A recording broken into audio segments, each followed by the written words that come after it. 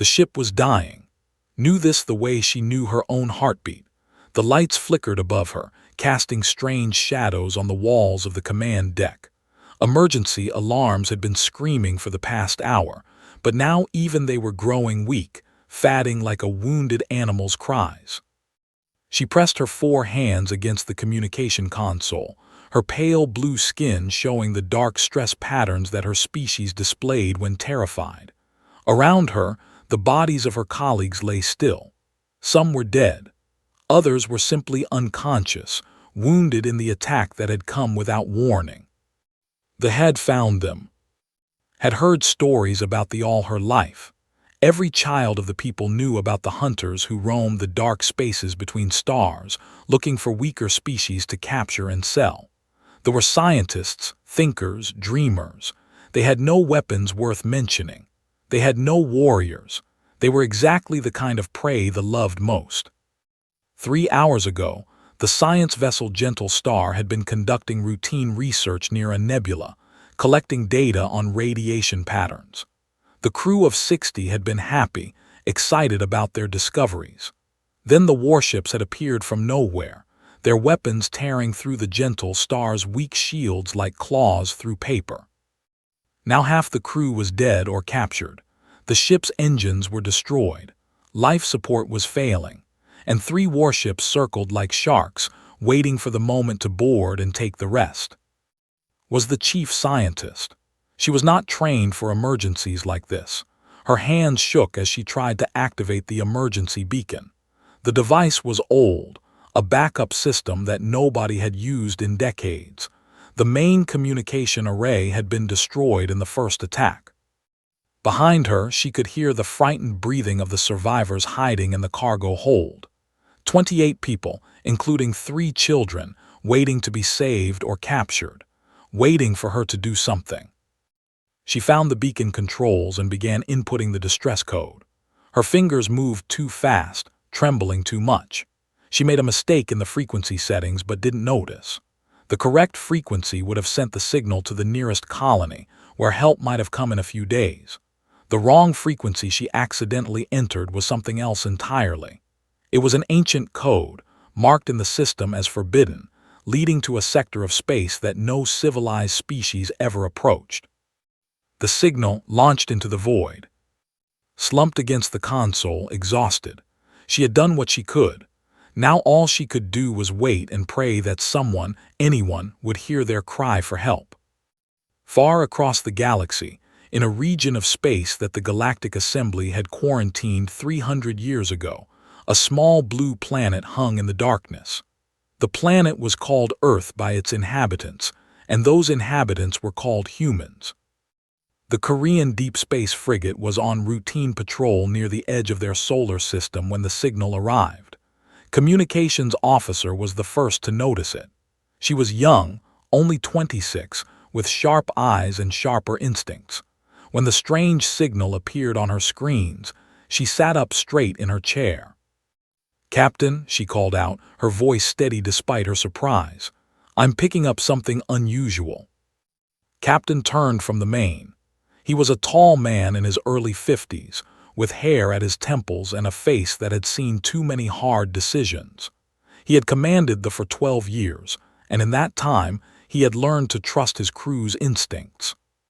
"What kind of unusual?" he asked. His fingers danced across her console. "A signal, not human origin. It's a distress call, sir." The bridge went quiet.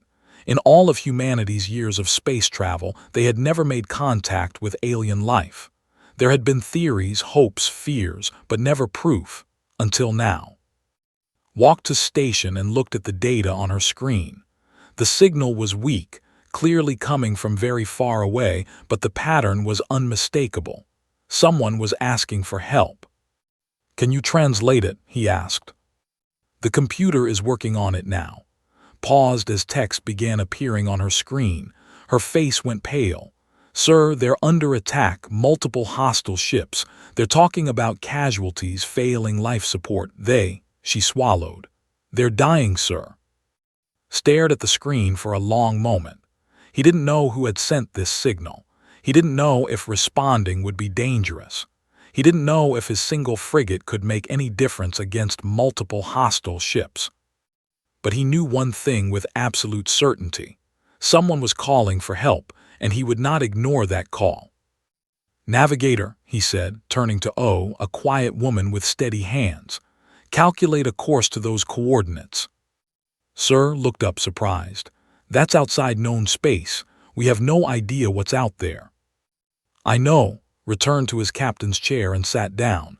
"Calculate the course anyway, maximum speed." The bridge crew exchanged glances. They had served with long enough to know that arguing was pointless when he used that tone.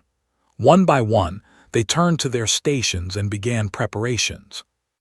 Security Chief approached the captain's chair. He was a large man, built like a stone wall, with a face that rarely showed emotion.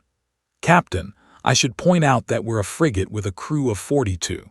If we're flying into a combat situation against multiple hostile vessels, we should request backup." "Agreed," nodded. "Send a message to Fleet Command. Tell them our situation and our heading, but we're not waiting for a response. Those people don't have time." Studied his captain's face for a moment, then nodded slowly. "I'll brief the security team. We'll be ready for boarding operations if needed." "Thank you." As the security chief walked away, Medical Officer IM approached from the other side. She was a small woman with kind eyes and hands that had saved more lives than she could count. "Captain, I'm preparing the medical bay for casualties, but I have to ask, do we know anything about the biology of whoever sent this signal? I can't treat patients if I don't know what they are." "We'll figure it out when we get there," said. "Just prepare for the worst and hope for the best." Nodded and hurried away to her medical bay. The engines roared to life, pushing the ship forward into the unknown. Around them, the stars stretched into lines as they accelerated beyond normal speed, jumping into hyperspace. None of them knew that the galaxy had been watching Earth for centuries. None of them knew that their species had been classified as monsters, as creatures too dangerous to contact. None of them knew that their arrival would change everything. They only knew that someone had called for help. And humans always answered. In the Great Hall of the Galactic Assembly, 100 species had gathered for what they thought would be a routine meeting. Delegates from every corner of civilized space sat in their designated areas, some breathing oxygen, others floating in tanks of liquid methane, others existing as pure energy contained in special chambers. Then the alarm came. Assembly Chairman, a tall creature with silver scales and 6 eyes, received the notification on his private console. His scales turned from silver to the color of pure terror in his species. "Clear the hall," he announced, his voice amplified to reach every corner of the massive room. "Emergency session. Council members only." The lesser delegates protested, confused, but the armed guards moved quickly to escort them out. Within minutes, only the 12 members of the inner council remained. Activated the central display. A holographic map of the galaxy appeared, with one sector highlighted in red, the Forbidden Sector, the Quarantine Zone.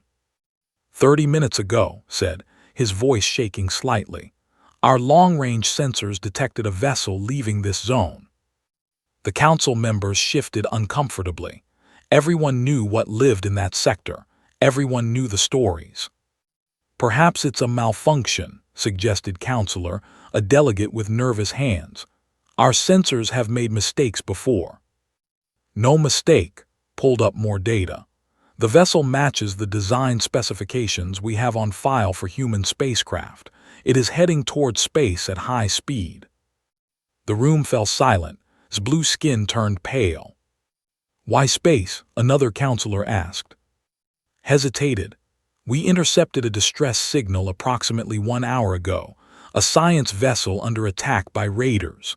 The signal was broadcast on an old frequency, one that was deprecated long ago. Somehow, it reached the quarantine zone. The humans intercepted it. It appears so, and they are responding." Counselor stood up, his 4 hands gripping the table. "We must warn my people, if they are coming." "Your people are already doomed," another counselor interrupted harshly. "The question is whether the humans will stop with one system or continue their conquest." Raised a hand for silence. "We should not assume the worst. Our information about humans is limited and old. It is possible they have changed." "Changed?" The counselor who had spoken before, a military advisor named, let out a harsh laugh. "Do not change. They consume, they destroy. That is their nature." Turned to address the full council. "For those who may not be familiar with the full history, I will explain why we quarantined Earth." The central display changed, showing images and data from an incident that had occurred 80 years ago. The consortium attempted to colonize Earth before we fully understood what lived there. They sent a settlement team of 200 individuals to a region the humans called Asia. They believed the planet was primitive, easy to control. Old video footage appeared on the display. It showed soldiers, armored and armed with advanced weapons, approaching a small human settlement. The humans appeared to be farmers, simple people with simple tools. The commander ordered the humans to surrender their land. When they refused, he ordered his soldiers to use force. The footage showed what happened next. The soldiers opened fire expecting the humans to fall immediately. Instead, something terrifying occurred. The humans did not run. They did not surrender. They attacked. A human male, struck by 3 plasma bolts that would have killed any other species instantly, continued moving forward. He grabbed a soldier and broke the alien's neck with his bare hands before finally collapsing. A human female, her arm nearly severed, used her remaining hand to drive a farming tool through a soldier's armor. The video ended. The council chamber was silent. 40 soldiers were killed, continued quietly, by farmers with primitive tools. The survivors described the humans as unstoppable, as creatures that simply refused to die. He pulled up more data, biological information about Earth and its dominant species. Earth is what we classify as its gravity is nearly twice the galactic standard. Its atmosphere contains high levels of oxygen, a gas that is poisonous to most species. Its water is filled with salt and minerals that would kill in minutes. The planet experiences extreme weather, massive storms, earthquakes, volcanic eruptions. It has thousands of species of predators, many of which hunt humans. Counselor stared at the data with wide eyes. How can anything survive there? That is precisely the question. His voice was grim. Humans evolved on a world that constantly tried to kill them. As a result, they developed traits that seem impossible by galactic standards. Their bodies heal from wounds that would be fatal to other species. Their bones are dense enough to withstand impacts that would shatter ours. Their muscles are powerful beyond reason. Their immune systems can adapt to almost any disease or poison. He paused, letting the information sink in. But the physical traits are not the most frightening thing about humans. It is their minds. They have something they call persistence. They do not give up. They do not stop. If a human decides to accomplish something, they will continue trying until they succeed or until they are completely destroyed. Not wounded, not defeated, but destroyed. The advisor spoke up. "This is why my people avoid Earth's sector. The hunt is only fun when the prey can be broken. Humans cannot be broken." Nodded. After the incident, the Assembly voted unanimously to quarantine Earth's entire star system. No contact, no communication. We hoped that if we left them alone, they would never develop faster-than-light travel, never leave their planet, never become a threat to the rest of the galaxy. "We were wrong," whispered. "Yes, humans developed hyperspace technology 40 years ago. They began exploring, but they stayed within their quarantine zone, apparently unaware that we were watching them. Until today." The map displayed again, showing this trajectory. They are responding to a distress call. They are going to help strangers they have never met, from a species they have never encountered, against enemies they know nothing about. Counselor stood up. Then perhaps they are not monsters, perhaps they are heroes. Or perhaps, countered, they are predators looking for new hunting grounds. They understand predators. We use kindness as bait too. Raised his hands. We do not know their intentions, but we must prepare for the worst while hoping for the best. I am ordering all military assets in the region to maintain safe distances. We will observe what happens when the humans arrive. We will gather more data, and then we will decide how to respond. As the council meeting continued, the flew through hyperspace, its crew unaware that the entire galaxy was watching them. In the medical bay, I am prepared for unknown patients. In the security section, briefed his team on possible combat scenarios. In her quarters, the youngest soldier on the ship wrote a letter to her parents, just in case. And on the bridge, Captain stared at the stars streaming past and wondered what they would find at the end of their journey. He did not know that he was about to change the course of galactic history. He only knew that someone needed help. And that was enough. They dropped out of hyperspace directly into chaos. On the main, Captain saw exactly what he had feared. A damaged vessel, barely holding together, floated in the darkness. Around it, 3 warships circled like wolves around wounded prey. Even from this distance, he could see the scorch marks on the smaller ship's hull, the sections open to space, the flickering lights that indicated failing power. Tactical analysis, he ordered. His tactical officer worked quickly at her station. The 3 hostiles are heavily armed. Their technology appears to be more advanced than ours, but their ships are designed for hunting, not for serious combat. The damaged vessel is a science ship. Minimal weapons, minimal shields. It's a miracle they're still alive. Life signs. I'm reading 28 life forms on the damaged ship, approximately 200 on each of the hostile vessels. Did the math in his head. His 42 crew members against 600 enemies. The odds were not good. Open a communication channel, he said. All frequencies. Worked at her console. Channel open, sir. Stood up and straightened his uniform. He did not know if the aliens could see him, but if they could, he wanted them to see a man who was not afraid. Attention, hostile vessels. This is Captain of the Korean space frigate. The ship you are attacking sent a distress signal that we intercepted. You will cease your attack immediately and release any captives you have taken. This is not a request. For a long moment, nothing happened. Then the communication screen flickered and a face appeared. Had never seen an alien before. The creature on the screen was massive, with skin covered in thick scales, 4 arms ending in clawed hands, and a mouth full of teeth designed for tearing flesh. Its eyes were small and black, like a shark's. I am commander of the hunting fleet, the creature said, its voice deep and rumbling. You are interfering with a sanctioned hunt. Leave now and we will allow you to live. Did not blink. I made my position clear. Release the captives and withdraw. You have 60 seconds. His mouth twisted into something that might have been a smile. You are either very brave or very stupid. 1 small ship against 3 of mine. Do you not understand mathematics? I understand that you have 60 seconds. 55 now. Laughed, a harsh sound like rocks grinding together. I have heard rumors of creatures from the forbidden sector. They call you monsters from a planet of nightmares.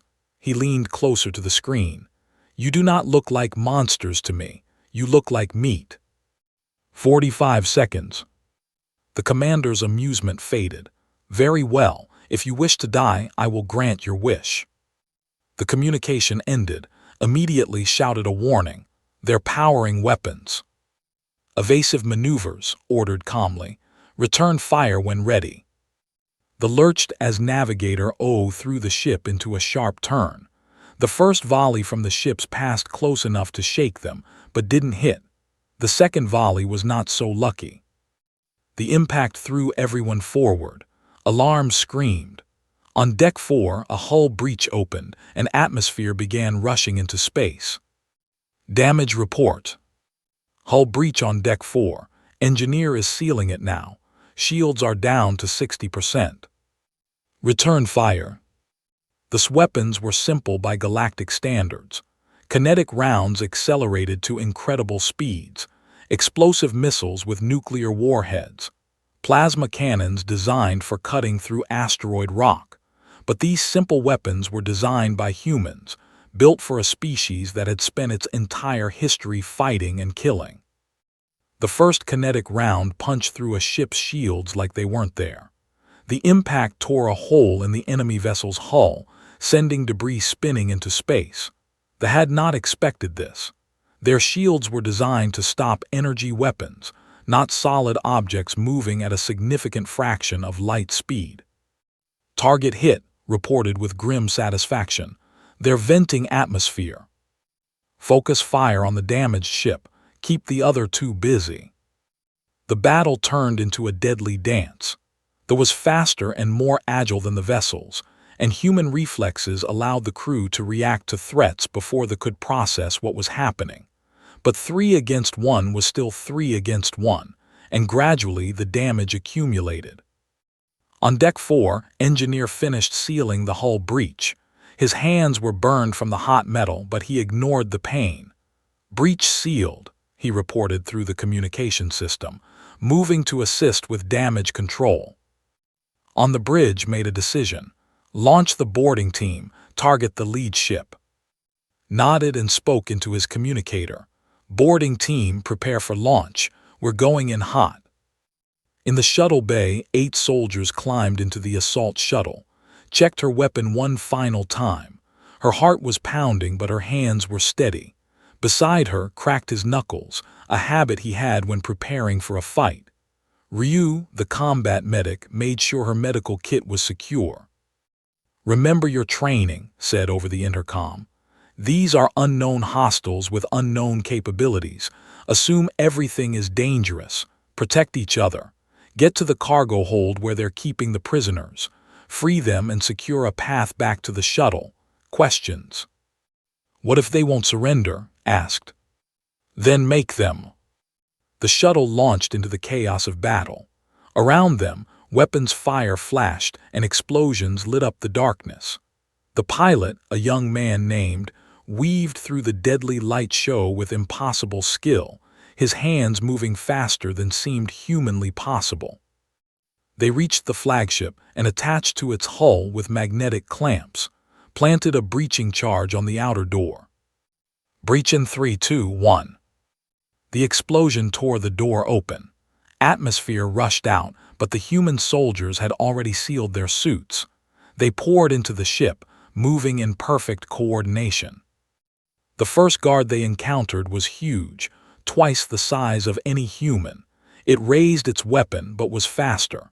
She crossed the distance between them in a heartbeat and drove her combat knife into the gap between the creature's armor plates. They screamed and fell. More guards came. The corridor became a slaughterhouse. They were strong, they were armored, they had weapons that could burn through steel. But the humans were faster, tougher, and refused to stop no matter how many times they were hit. Took a blade across his chest that cut through his armor and into the flesh beneath. He grunted, grabbed the arm holding the blade and broke it. Then he kept fighting. Ryu moved through the chaos, injecting wounded teammates with painkillers, sealing wounds with quick foam, keeping everyone alive and moving. A came at her with claws raised. She shot it in the face without pausing her work on wound. They reached the cargo hold.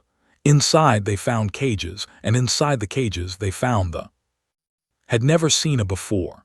They were tall and thin, with pale blue skin and 4 arms, with large eyes that showed every emotion they felt. Right now, those eyes showed pure terror as they stared at the blood-covered humans who had just torn through their captors. Opened the first cage. Inside, a child cowered against the back wall. It's okay, said, even though she knew the child couldn't understand her. She lowered her weapon and held out her hand, palm up, showing she meant no harm. We're here to help. You're safe now." The child stared at her with those huge, terrified eyes. Slowly, carefully, Ryu moved past and knelt beside the child. She pulled a small medical scanner from her kit and began checking the child's injuries. Her movements were gentle, patient, completely at odds with the violence that had brought them here. "It's okay, little one," whispered. "No one is going to hurt you anymore." The child's fear began to fade, replaced by something else. Hope. The battle was over.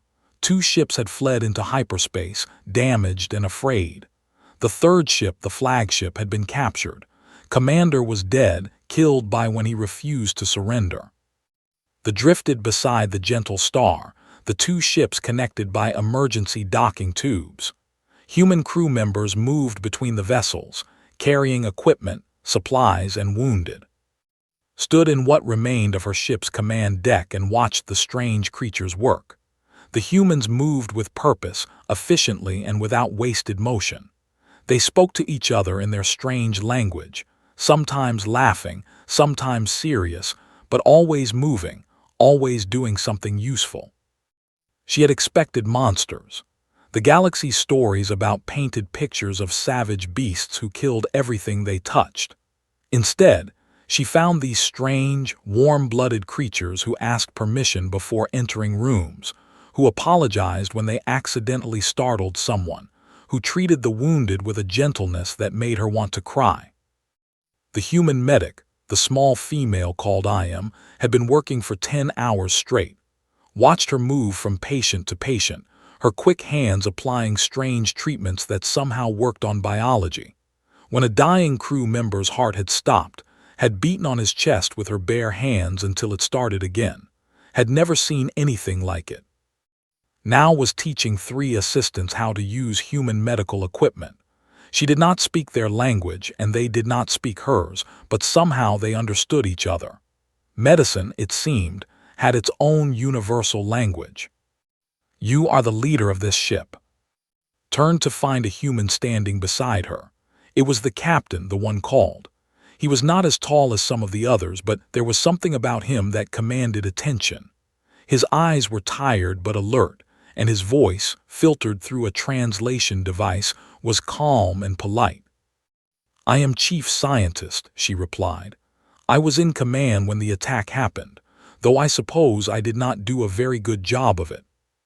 "You kept your people alive, that's something." 23 of my crew died. 28 survived because of you." Did not know how to respond to that. She changed the subject. "I sent the distress signal. I did not know it would reach your people. I had never heard of humans before today." Nodded slowly. "We had never heard of either, or anyone else actually. We didn't know anyone else was out here." "You came anyway, without knowing anything, without any guarantee of safety. You called for help." "That's not an answer." Was quiet for a moment. He looked out through a damaged window at the stars beyond. When he spoke again, his voice was softer. "On my world there is a saying, no one gets left behind. It's something we teach our children from the time they can walk. When someone is in trouble, you help them. It doesn't matter who they are or where they come from. It doesn't matter if helping them puts you in danger. You help because that's what good people do." Skin patterns shifted to show confusion. "But why? What do you gain from risking your lives for strangers?" Turned to look at her. His eyes, she realized, were the color of dark wood, warm despite their weariness. "Our world is hard," he said. "Harder than most people in your galaxy would believe. Everything on Earth wants to kill us. The weather, the animals, the diseases, sometimes even the plants. We survived because we learned to work together. One human alone is strong. Many humans together are unstoppable. That's how we built cities, crossed oceans, reached for the stars." He paused, choosing his next words carefully. "But that cooperation comes with responsibility. You can't just take help when you need it and then ignore others when they need help. That would break the whole system. So we help, always, even when it's dangerous, even when it costs us, because someday we might be the ones who need help, and we hope that someone will answer our call too. Stared at him for a long time. In all her years of studying the galaxy, she had never encountered a philosophy like this. They were peaceful, yes, but their peace came from avoiding conflict. They helped their own kind but rarely extended that help to others. It was simply too risky. These humans were different. They had built their entire society around the idea of mutual protection, of shared burden, of never abandoning anyone who called for aid. "You are not what the stories say," she finally whispered. "What do the stories say?" "That you are monsters, creatures too dangerous to approach." Smiled a small, tired expression. "Maybe we are. We can be very dangerous when we need to be, but we're also more than that. We're builders, teachers, healers, artists. We're parents who love their children and children who miss their homes." He gestured toward the medical bay, where was still working. "We're people who will work themselves to exhaustion saving strangers because that's what feels right." In the cargo hold that had been converted to temporary housing, the rescued were slowly beginning to relax. Human soldiers brought them food and water, offered blankets and comfort. Ryu, her wounds treated and bandaged, sat with the child she had rescued, showing her a small device that projected images of Earth. The child, whose name was Vila, stared at the pictures with wonder. Blue oceans, green forests, mountains that touched the sky, strange animals running across open plains. "Home," said, pointing at the images. "My home." Vila did not understand the words, but she understood the emotion behind them. This terrifying creature, this who had fought through an army to save her, had a home she loved and missed, just like Vila missed her own home. Vila reached out and touched his hand. The human skin was warm, almost hot, like sitting too close to a heating unit, but the warmth was comforting. Smiled and gently squeezed the child's fingers. In the engineering section, and his team were helping repair the Gentle Star's damaged systems. Hands were covered in bandages from the burns he had received during the battle, but he worked as if the pain meant nothing. An engineer named watched him with fascination. "Does that not hurt?" he asked through the translation device. "Of course it hurts," replied cheerfully. "But pain is just information. It tells you something is wrong, doesn't mean you have to stop working." "But the damage to your tissue?" "Will heal, give it a few days, I've had worse." He held up his left hand, showing an old scar that ran from his wrist to his elbow. "Got this when I was 16. Fell off a building during a training exercise. Broke my arm in 3 places. Was back in training in 6 weeks. Skin patterns showed disbelief. With injuries like that would have been hospitalized for months, possibly years. The idea of returning to strenuous activity so quickly was unthinkable. "Your species is very durable," he said carefully. Laughed. "That's one way to put it. We're stubborn is what we are. Too stubborn to die, too stubborn to give up, too stubborn to leave good people in trouble." He looked at with warm eyes. "Now, are you going to help me fix this power relay, or are you going to stand there asking questions all day?" Skin flushed with the equivalent of a smile. "I will help." Throughout the 2 ships, similar scenes played out. Humans and working side by side, learning to communicate, learning to trust. The barriers of species and culture began to crumble under the simple pressure of shared purpose. On the bridge of the captain received a message from Earth. Fleet Command had received his earlier report and was sending reinforcements. 4 ships from the Korean Navy, plus vessels from other nations who had volunteered. They would arrive within hours. "Good," said quietly, "we might need them." Because on his tactical screen, new signals were appearing. Many new signals. They were coming back. And they were bringing friends. The fleet emerged from hyperspace like an angry swarm. 12 warships, 3 carriers, over 100 fighters.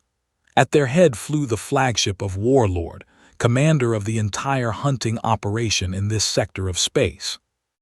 had heard what happened to Commander.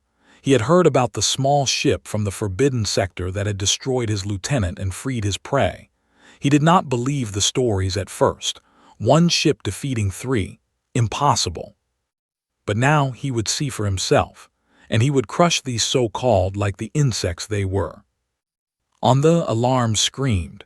Captain looked at the tactical display and saw death coming toward them. 12 warships. His single damaged frigate. The math was brutal. "Get the civilians to the escape pods," he ordered. "Prepare to evacuate the Gentle Star." Captain said quietly, "Even if we launch the escape pods, they will capture them. They never let prey escape. Then we'll have to make sure they're too busy to chase escape pods." Stood up and straightened his uniform. "Helm, put us between the fleet and the civilian ships.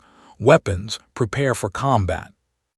O's hands trembled slightly as she input the commands. "Sir, you're asking us to fight a fleet with one ship." "I'm asking us to buy time. Our reinforcements are 3 hours away. We need to hold for 3 hours." "That's impossible." Looked at his navigator with calm eyes. "Probably, but we're going to try anyway." In the temporary shelter on the Gentle Star, heard the alarms and understood what they meant. She found Ryu, who was helping civilians into escape pods. "Your captain said," grabbing his arm, "he's going to fight them alone." "That's the plan." "But he can't win. No one could win against those numbers." Paused in her work. Her face was tired, stained with sweat and other people's blood, but her eyes were steady. "He knows that. We all know that, but if we run, they'll follow. They'll catch the escape pods, recapture your people, and everything we did will mean nothing." She touched shoulder gently. "So we stay, we fight, we give you time to get away." "Why?" His voice cracked. "Why would you die for us? We're nothing to you." "You called for help," said simply. "That makes you everything to us." She turned back to her work, guiding more civilians toward the escape pods, and felt something inside her break. In her entire life, no one had ever been willing to sacrifice so much for her people. No one had ever cared enough. These strange, warm, terrifying creatures from a death world were about to throw their lives away for strangers. They moved into position. The small frigate floated alone in space, facing down an armada. It looked like a mouse standing before an army of cats. Warlord opened a communication channel. His face filled the screen and terrible. "I am Warlord of the Dominion. You have killed my soldiers and stolen my property. Surrender now, and I will make your deaths quick." Looked at the alien warlord without expression. "We have no intention of surrendering. The people you call property are under our protection. If you want them, you'll have to come through us." Laughed, a sound like breaking bones. "One ship against my fleet. You are insane." "Probably," his voice was ice. "But we're also human, and humans don't abandon people who need help." "Then you will die for nothing." "Maybe, but we'll take as many of you with us as we can." The communication ended. The fleet began to advance. What followed was not a battle. It was a desperate, beautiful, horrible dance of survival. That was faster and more agile than any ship. Human reflexes, 5 times faster than galactic standard, allowed the crew to dodge attacks that should have been unavoidable. Human endurance, built for marathon running on a gravity-heavy world, kept them fighting long after other species would have collapsed from exhaustion. They fought for 1 hour, 2 hours. Each minute felt like a year. The ship took hit after hit but somehow kept moving. Sections decompressed and were sealed. Fires broke out and were extinguished. Crew members fell wounded and were dragged to medical stations where I worked miracles to keep them alive. This battle station was destroyed by a direct hit. She crawled from the wreckage with 2 broken ribs and took over a backup station. His arm was crushed by a falling beam. Set the bones, gave him a painkiller, and went right back to fighting. "How much longer?" asked, blood running from a cut on his forehead. 47 minutes until reinforcements arrive, reported. Her voice was hoarse from shouting orders. "Sir, we're not going to make it. Shields are at 12%. Hull integrity is failing on multiple decks." Nodded slowly. He had known this was coming. From the beginning he had known. "All hands, this is the captain.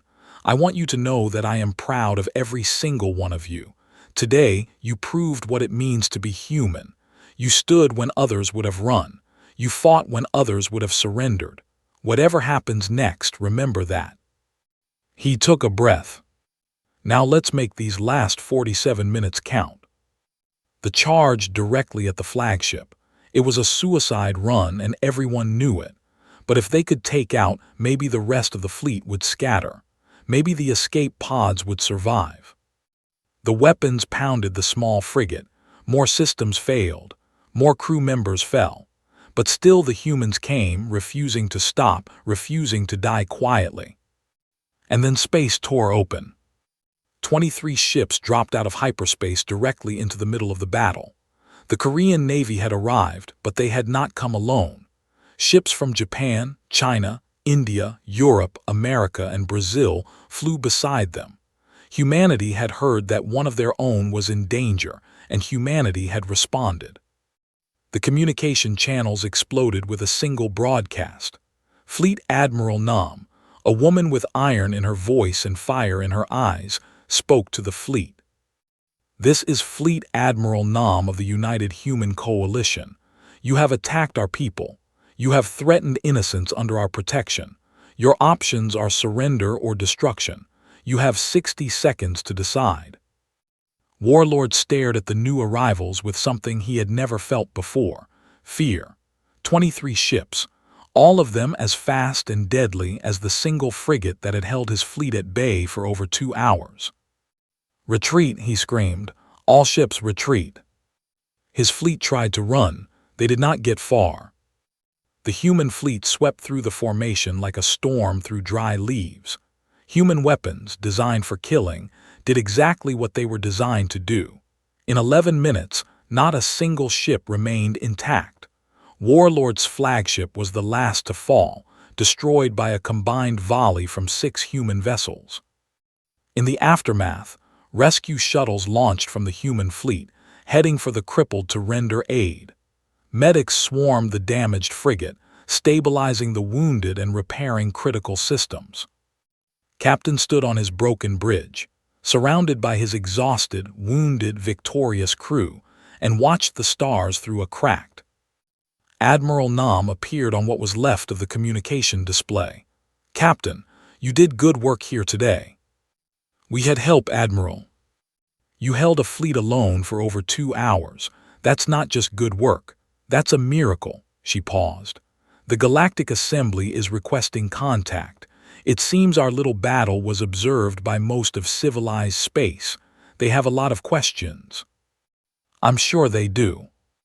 The politicians will want to talk about treaties and territories and all sorts of complicated things. But before that happens, I wanted you to know something.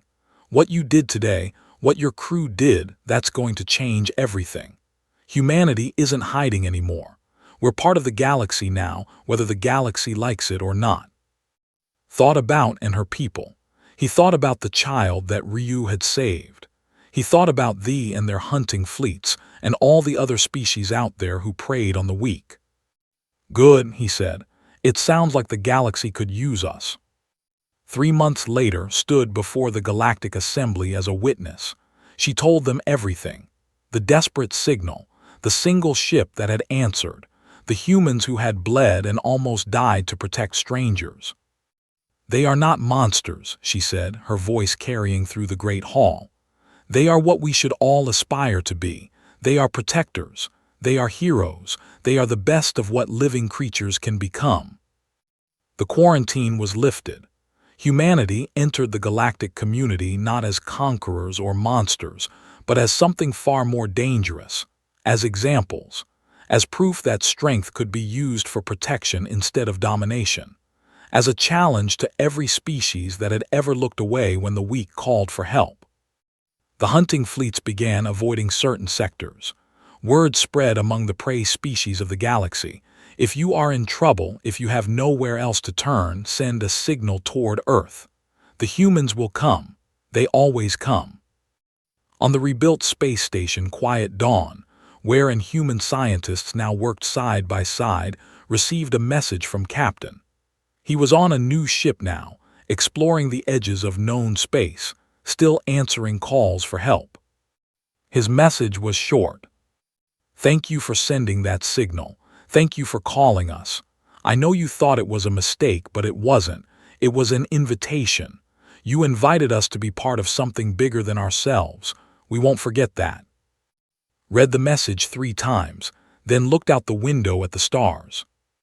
Somewhere out there, humans were flying toward danger, toward strangers who needed help, toward a galaxy that was slowly learning what it really meant to be strong. Not the strength to destroy. The strength to protect. The strength to answer every call. Always. The end.